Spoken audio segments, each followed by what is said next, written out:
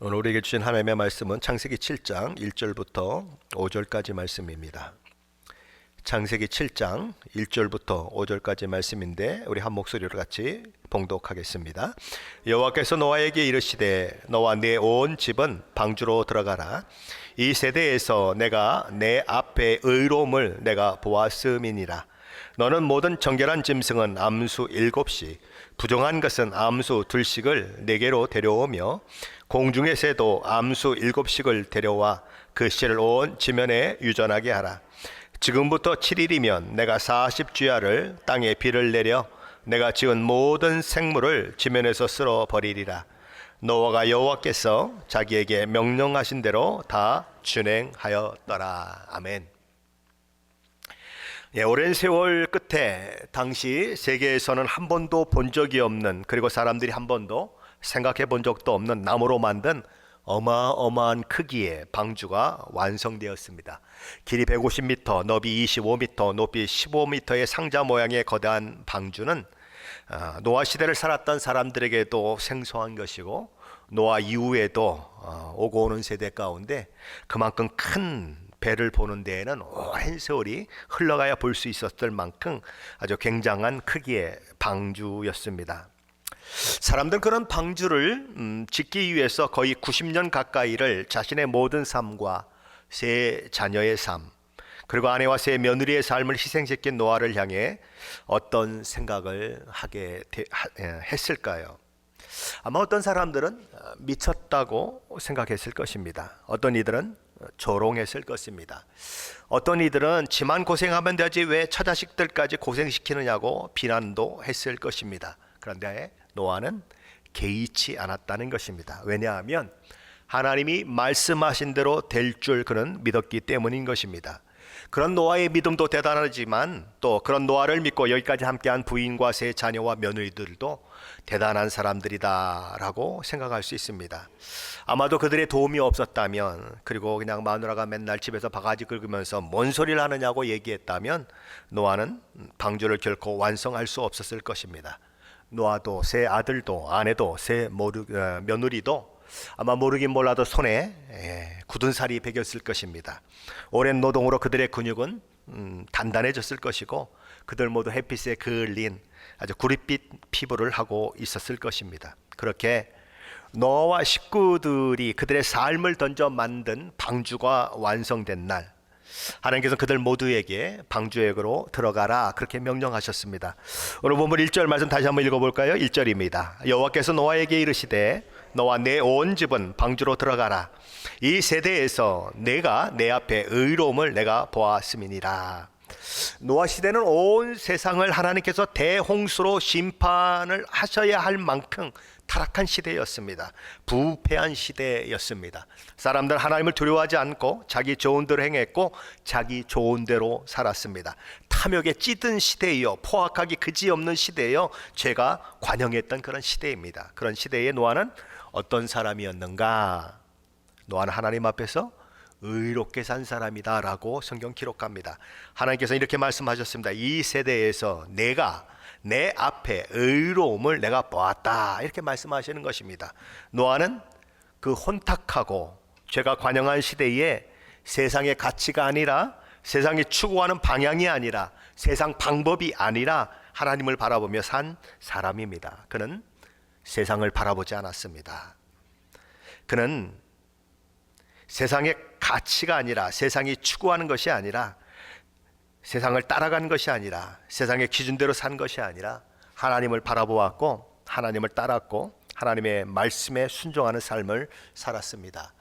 로마서 12장 2절에 보면 너희는 이 세대를 본받지 말고 오직 마음을 새롭게 함으로 변화를 받아 하나님의 선하시고 기뻐하시고 온전하신 뜻이 무엇인지 분별하도록 하라, 이렇게 말씀을 하고 있는데, 노아는 바로 그런 사람이었다는 것입니다.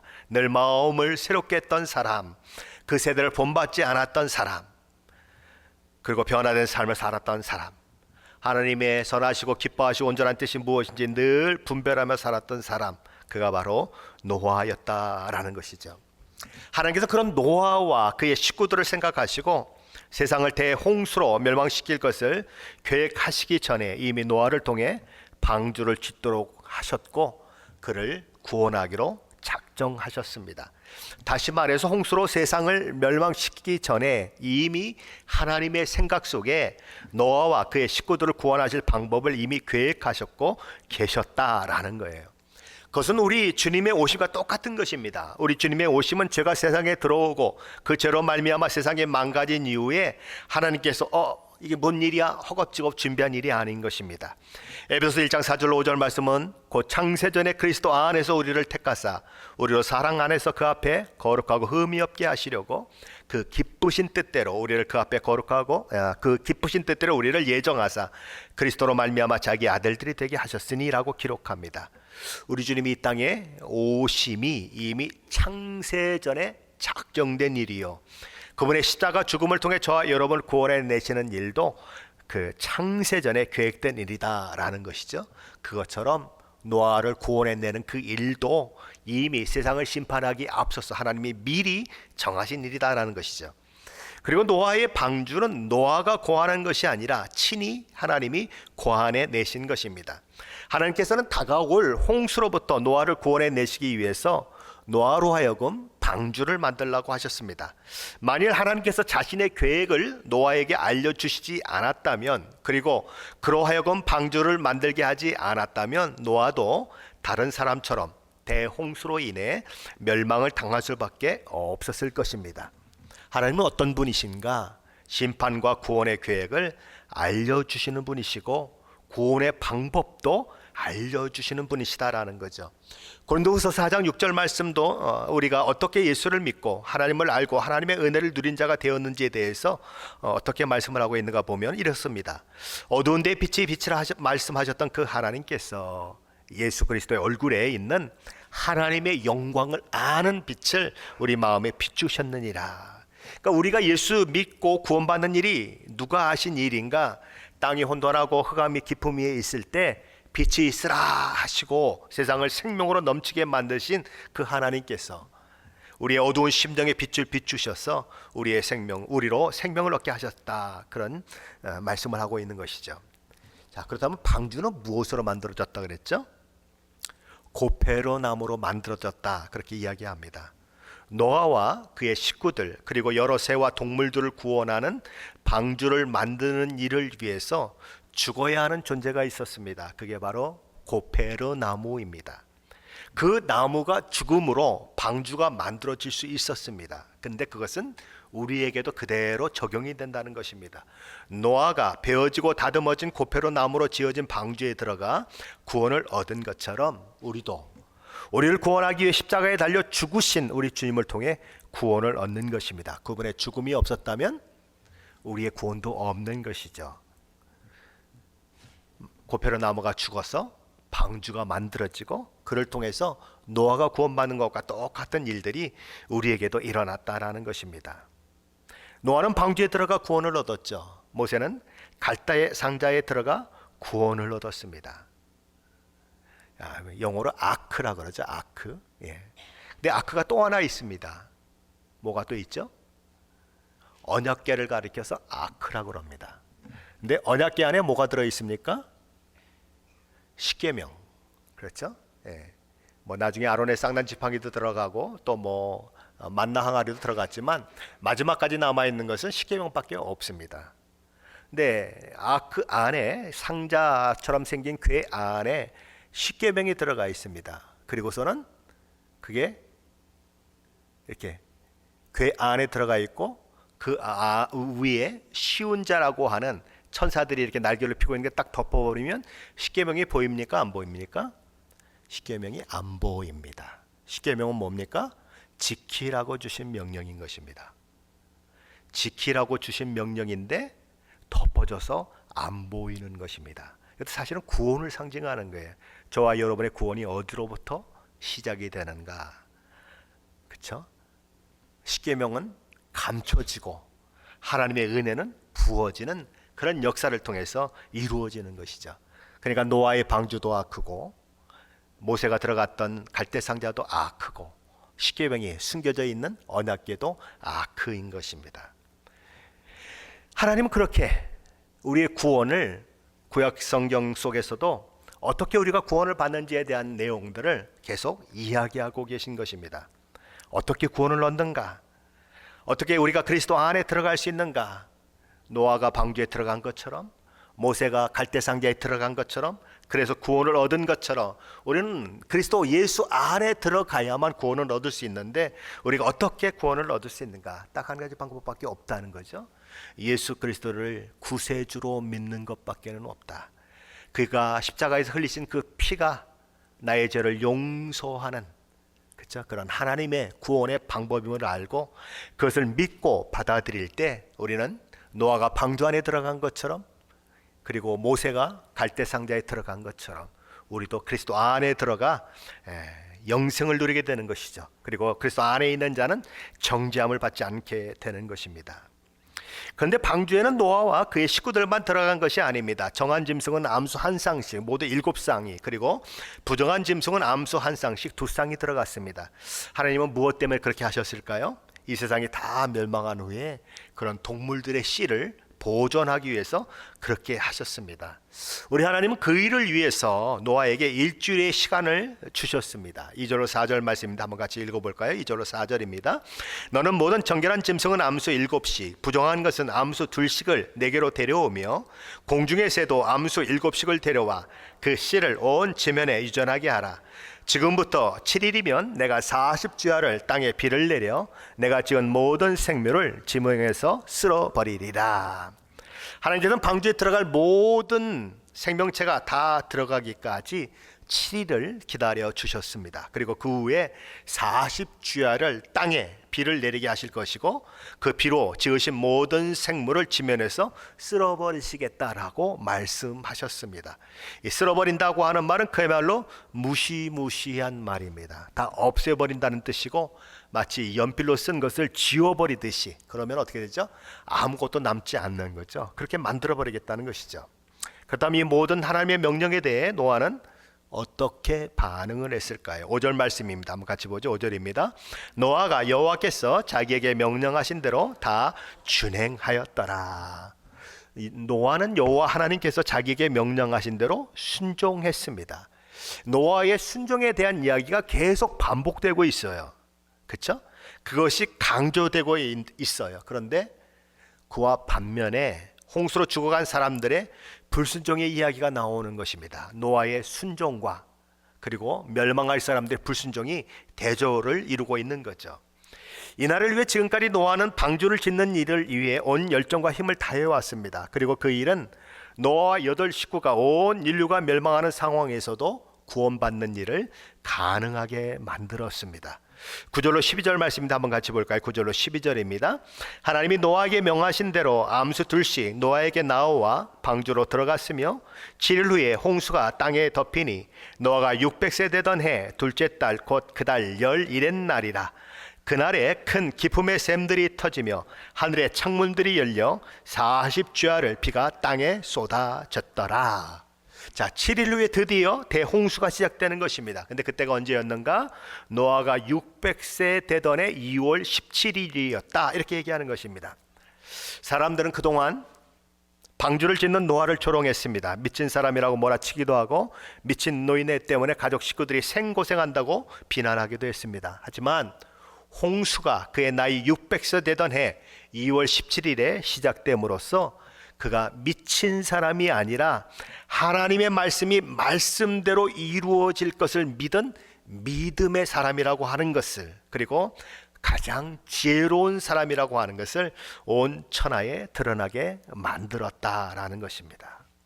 이날은 노아와 그의 가족들에게는 구원이 시작되는 날입니다. 하지만 아직도 세상이 홍수로 말미암아 멸망할 것이라고 하는 사실을 믿지도 않고 받아들이지 않는 자들에게는 그저 평범한 날로 생각된 멸망이 시작된 날이기도 하는 것입니다. 그들은 이렇게 생각하는 거죠.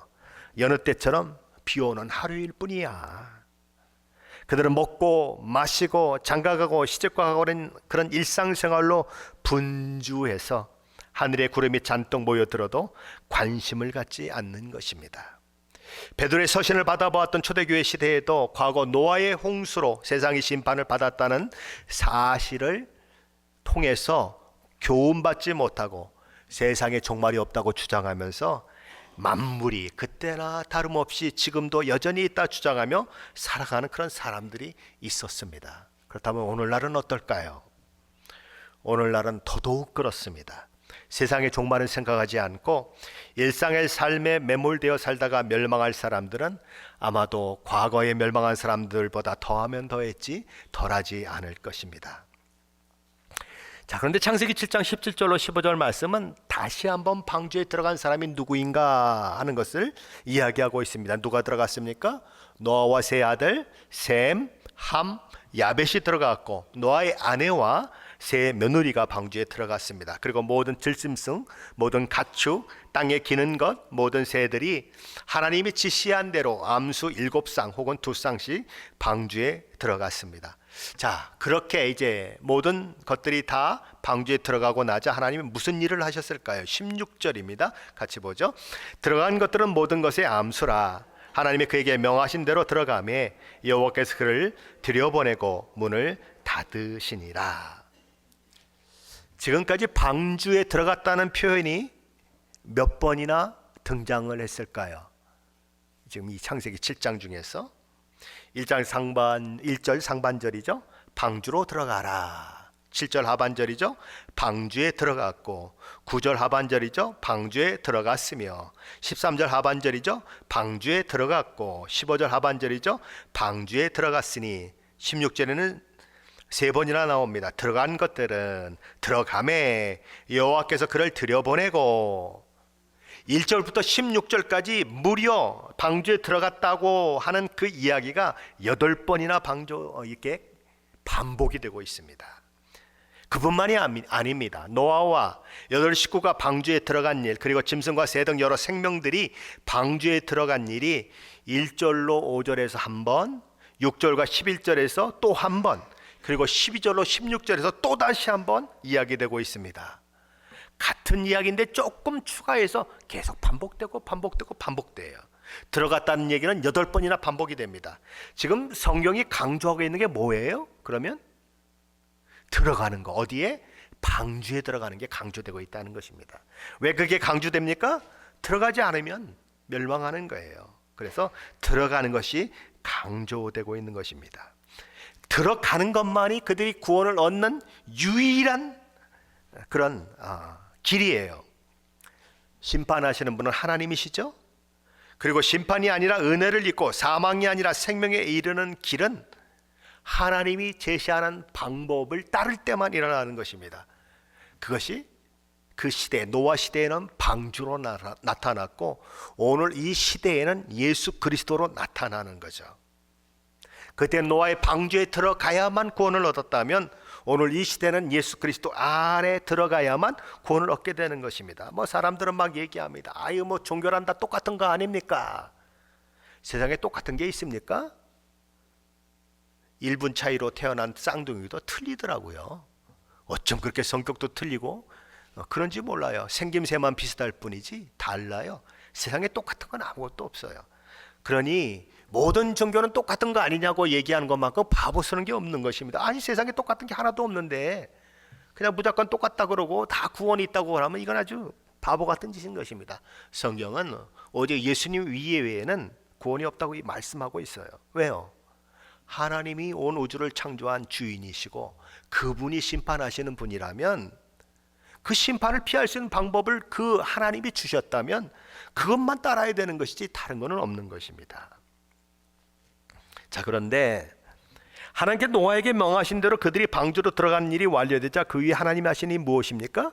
10절 하반절에 이렇게 말합니다. 여호와께서 그를 들여보내고 문을 닫으시니라. 누가 문을 닫았습니까? 여호와 하나님이 문을 닫으셨습니다. 그래서 사람들은 이 방주의 문은 손잡이가 없다 이렇게 얘기합니다. 손잡이가 왜 없습니까? 사람이 열고 닫는 것이 아니고 하나님이 열고 닫는 것이기 때문에 손잡이가 있을 필요가 없다. 하나님이 친히 닫으셨다. 마태복음 25장에 보면 우리가 너무나 잘 알고 있는 10처녀의 비유가 나오죠. 신랑을 기다리는 신부로서 10명의 신부된 처녀들의 이야기가 나오는 것입니다. 그런데 어느 날 밤중에 그들은 외치는 소리를 듣게 되는 거죠. 보라, 신랑이라 맞으라. 그래서 서로 자기 등을 들고 신랑을 맞으러 나가는 것입니다. 다섯 처녀는 이미 등에 기름을 준비했기 때문에 바로 나가 신랑을 맞을 수 있었습니다. 하지만 다른 다섯 처녀는 등에 기름을 준비하고 있지 않았기 때문에 그때서야 기름을 사러 허겁저겁 나가야 했죠. 그런데 그렇게 기름을 사러 밖으로 나간 사이에 신랑이 왔다는 거예요. 그리고 문이 닫혀진 것입니다. 한참 밖에 나가서 허겁지겁 그렇게 등에 기름을 준비하고 왔던 이 다섯 처녀들이, 다섯 신부들이 막 문을 두드리면서 이렇게 얘기를 했어요. 주여, 주여, 우리에게 열어주소서. 그러자 안에서 들려오는 음성이 이런 음성이었습니다. 내가 너희를 알지 못하노라. 우리 주님은 이 비유를 마치시고 이렇게 교훈하셨습니다. 그런즉 깨어있으라. 너희는 그날과 그때를 알지 못하느니라. 방주의 문이 닫히면 끝이에요. 더 이상 기회는 없어요. 노아 시대 사람들은 노아가 방주를 짓는 날부터 수없이 오랜 세월을 경고받았습니다. 하지만 그들은 그 경고에 귀 기울이지 않았고 이제 그들을 구원할 방주의 문을 하나님이 직접 닫으심으로 모든 구원의 기회를 잃어버리게 되는 것입니다. 그렇죠? 예수 믿는 것은 어디서만 가능합니까? 저와 여러분이 이 땅에 사는 시간에서만 가능합니다. 에휴, 내일 믿죠. 그랬는데 가다가 교통사고 나서 죽었어요? 그럼 끝나는 거예요. 더 이상 방법이 없는 것입니다. 아유, 언젠가 믿겠죠. 아유, 안 믿는 건 자기 책임이죠. 남편이 안 믿는데도 그렇게 얘기하는 사람들, 아주 무책임한 사람들이 있어요. 그러나 그렇지 않습니다. 문이 닫히면 끝이에요. 그래서 우리는 기도하는 거 아니에요? 그래서 우리는 눈물로 기도하는 거 아니겠습니까? 문이 닫히면 구원의 기회를 잃어버리는데 그것을 알지 못하고 살아가는 사람이 많다고 하는 것은 정말 안타까운 일인 것입니다. 하나님께서는 손수 문을 닫으셨습니다. 그리고 대홍수가 시작이 되는 것이죠. 17절로 20절 말씀은 그때 홍수가 어떠했는지를 이야기해 주고 있습니다. 17절로 20절 말씀인데 한번 같이 읽어봅니다. 홍수가 땅에 40일 동안 계속된지라 물이 많아져 방주가 땅에서 떠올랐고 물이 더 많아져 땅에 넘침에 방주가 물 위에서 떠다녔으며 물이 땅에 더욱 넘침에 천하의 높은 산이 다 잠겼더니 물이 불어서 15규빗이나 오르니 산들이 잠긴지라. 지금 물이 불어나는 상황을 점진적으로 이야기를 하고 있습니다. 처음은 어땠습니까? 물이 많아지게 되니까 산에 만들어놨던 방주가 떠올랐다 이렇게 얘기해야 되는 것입니다. 근데 물이 더 많아져서 땅에 넘치니까 이제는 떠오르는 정도가 아니라 방주가 막 이리저리 이렇게 떠다니는 그런 일들이 있었다. 그리고 물이 땅에 통 넘침에 천하의 모든 산이 잠기게 되었는데 물이 불어나니까 가장 높은 산에 물이 위에 이렇게 올라가게 되는데 몇 규빗이나 올라갔는가? 15규빗이 올라갔더라. 50cm로 얘기하면 5, 15, 5일은 약 7.5m 높이로 제일 높은 산이 가라앉았다. 그러니까 온 세상이 어떻게 됐다는 얘기예요? 물로 덮였다. 그 얘기를 하는 거예요. 40일 동안 쉴 새 없이 비가 내렸어요. 12절 하반절은 그날에 큰 기품의 샘들이 터지며 하늘의 창문들이 열렸다 그렇게 기록합니다. 마치 하늘이 이 댐, 그렇죠? 어마어마한 댐에 물을 가두고 있다가 그냥 댐 문을 몽땅 다 열어 제낀 것처럼 비가 쏟아져 내렸다는 것입니다. 땅은 어땠습니까? 온 천지가 다 샘물, 그렇죠? 샘물인 것처럼 퐁퐁 물이 쏟아올랐다. 이 40일 동안 주구장창 내린 비로 결국 온 세상은 물로 다 덮여버려서 땅이라고 하는 것은 하나도 볼 수 없는 그냥 물이었다라는 거죠. 그리고 그 위에 노아 일행이 탄 배가 둥둥 떠다녔다라는 것입니다. 망망대해를 떠다니듯 그렇게 떠다녔다라는 거죠. 창세기 1장 2절 말씀에 보면 땅은 혼돈하고 공허하며 흑암은 깊음 위에 있고 하나님의 영은 수면 위에 운행하시니라 이렇게 말씀을 하고 있습니다. 바로 그때로 돌아갔다는 것이죠. 근데 재밌습니다. 바벨론의 길가메시 서사시에는 이런 기록이 있습니다. 신들이 홍수에 놀라 개처럼 몸을 웅크렸다. 재밌죠? 신들이 개처럼 몸을 웅크렸다 이렇게 얘기를 하고 있어요. 근데 이런 홍수에 대한 이야기가 세상 곳곳에 다 있습니다. 근데 이게 말로 전해지면서 조금 와전되고 이렇게 변형이 된 것들이 있는데 다 홍수 이야기가 있어요. 참 재밌는 겁니다. 근데 이 바벨론의 길가메스 서사시에도 그런 기록이 나오는 것입니다. 개처럼 신이 웅크렸다 그러니 얼마나 무서웠다 이런 얘기겠죠.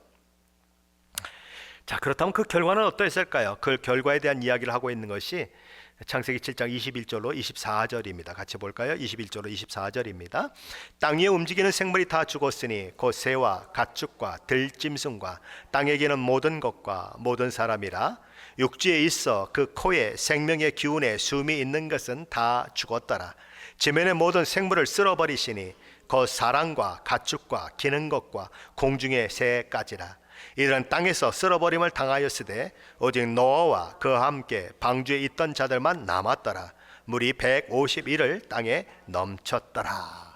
대홍수의 결과는 참혹했다라는 것입니다. 세상의 모든 생물이 다 죽었습니다. 23절 상반절 말씀 그대로 지면의 모든 생물은 쓸어버림을 당했습니다. 4절에서 하나님께서 뭐라고 말씀하셨죠? 내가 지은 모든 생물을 지면에서 쓸어버리라 라고 말씀하셨는데 그대로 되었다라는 것입니다. 그런데 그 와중에도 하나님의 은혜를 입어 살아난 존재들이 있었다. 누구예요? 방주에 들어간 노아의 8 식구와 노아가 하나님의 명령을 따라 방주 안에 들어오게 한 여러 생명체들이었다라는 거죠. 근데 물이 며칠 동안이나 그렇게 땅에 넘쳤는가? 150일 동안 넘쳤다라는 것입니다. 아마 어떤 사람들은 방주에 들어가려고 막 달려왔는데 방주 문이 닫혀서 못 들어간 사람도 있겠죠. 여러분이 막 홍수가 나서 물이 불어나면 어디로 도망가겠습니까? 당연히 산으로 도망가겠죠. 근데 그냥 막 조그만 산들이 다 잠겨서 사람들이 꼬락꼬락하고 죽어가는 모습을 보면서 저 꼭대기 제일 높은 산에 있었던 사람은 나는 괜찮아 이러고 있었겠죠. 그죠? 근데 점점 물이 불어나서 그렇죠? 그 산 꼭대기에 물이 더 쌓이니까 그 사람도 죽는 거죠. 150일 동안 수용하고 살 수 있는 사람이 있습니까? 없어요. 그냥 다 죽었다는 얘기입니다. 물이 세상을 덮어버리자 보인 것은 아무것도 없었습니다. 모든 것이 다 잠겨버렸기 때문입니다. 저와 여러분은 주님 만날 준비가 되어 있습니까? 저와 여러분은 주님이 최후 심판이 이 땅에 행해질 때 멸망이 아니라 구원의 감격을 누릴 수 있을까요? 그날은 그 찬란했던 도시도 보이지 않을 것입니다.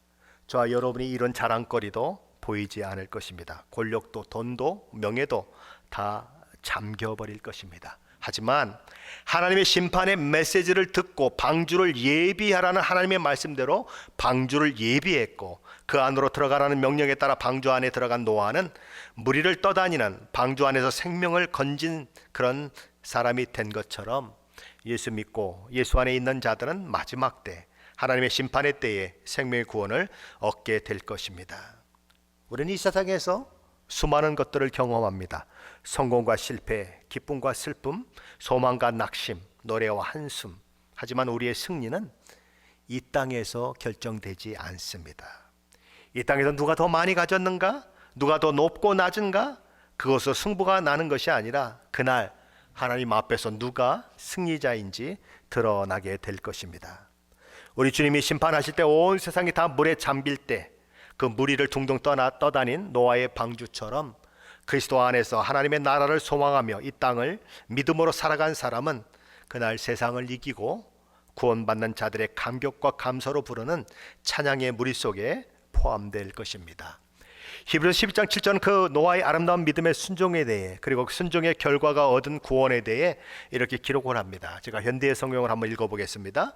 노아도 하나님을 믿은 사람입니다. 그는 하나님께서 장차 일어날 일을 경고해 주셨을 때에 홍수의 조짐 같은 것이 전혀 없었는데도 그 말씀을 믿었습니다.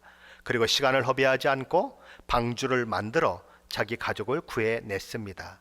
하나님을 믿는 노아의 신앙은 그 당시 거역만을 일삼던 사람들의 죄나 불신앙과 비교할 때 너무나도 대조적입니다. 이 믿음 때문에 그는 하나님께서 받아들이시는 사람이 된 것입니다.